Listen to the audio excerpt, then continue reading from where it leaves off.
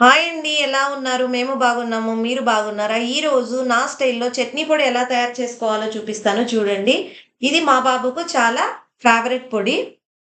తను చాలా ఇష్టంగా తింటాడు. దీన్ని నేను ఇడ్లీలలోకి, దోసల్లోకి ఎక్కువగా యూజ్ చేస్తాము. ఈ విధంగా ఒక కడాయి తీసుకొనేసేసి మినపప్పు తీసుకొని వితౌట్ ఆయిల్‌లో డ్రై రోస్ట్ మనము చేసుకోవాలి. ఆ తర్వాత అదే కడాయిలోని మనము తగినన్ని ఎండు మిరపకాయలు తీసుకొనేసేసి డ్రై రోస్ట్ చేసి కాస్త ఆయిల్‌ను యాడ్ చేసుకొనేసేసి, అందులోకే కాస్త ఈ విధంగా కరివేపాకు కూడా వేసుకొనేసేసి మంచిగా ఫ్రై చేసుకోవాలి. ఒక గుప్పెడు కరివేపాకు. కరివేపాకొచ్చేసి మంచి క్రిస్పీగా అయ్యే వరకు మనము ఫ్రై చేసుకోవాలి.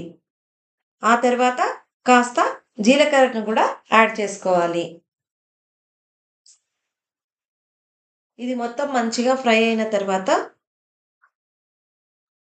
ఇందులోనికే కొంచెము చింతపండును కూడా మనము యాడ్ చేసుకొనేసి కాస్త ఫ్రై చేసుకోవాలి. ఇది చాలా చాలా టేస్టీగా ఉంటుంది. అదే విధంగా మంచి హెల్త్ బెనిఫిట్స్ గూడా ఉంటాయి ఇందులోని. కరివేపాకు, జీలకర్ర, మినపప్పు అన్నీ అవ్వడం వలన. చూడండి కరివేపాకులని ఇలా నలిపేస్తే చూడండి ఎంత మంచిగా ఫ్రై అయిపోయిందో. ఆ తర్వాత వీటన్నిటిని కలిపి మంచిగా మిక్సీలో పౌడర్ చేసుకోవాలి. తగినంత సాల్ట్ కూడా వేసుకొనేసేసి మంచిగా మనము పౌడర్ చేసుకోవాలి.